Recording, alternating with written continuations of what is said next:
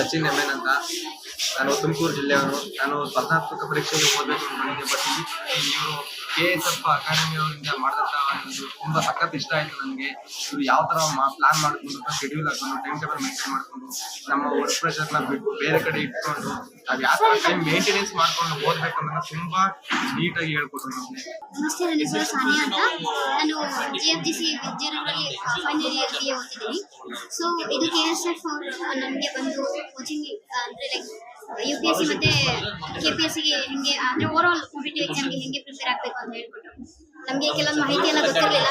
So thank you so much. ಮತ್ತು ನಮ್ಮ ಕಾಲೇಜಿಗೆ ಇದೇ ಥರ ಬಂದು ಕೋಚಿಂಗನ್ನು ಕೊಡಿ ಅಂತ ಹೇಳ್ತೀನಿ, ರಿಕ್ವೆಸ್ಟ್ ಮಾಡ್ತಿದ್ದೀನಿ.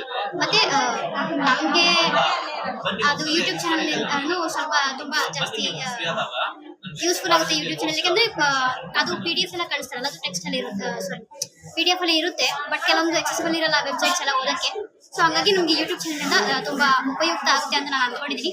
So thank you so much. ಇವರು KSF ಅಕಾಡೆಮಿಯಿಂದ ಬಂದಿದ್ದಾರೆ. ಚೆನ್ನಾಗಿ ಇದು ಫುಲ್ ಎಕ್ಸ್ಪ್ಲನೇಷನ್ ಮಾಡ್ತಾರೆ. ಮತ್ತು ನಾವು ಸೇರ್ಕೊಳ್ಳೋಂಥ ಇಂಟ್ರೆಸ್ಟ್ ಇದೆ. ಇನ್ನೂ ಯಾರಾದರೂ ಸೇರಂಗಿದ್ರೆ ಬಂದು ಸೇರಿ ಅಂತ ಹೇಳಿ ನನ್ನ ಮಾತು.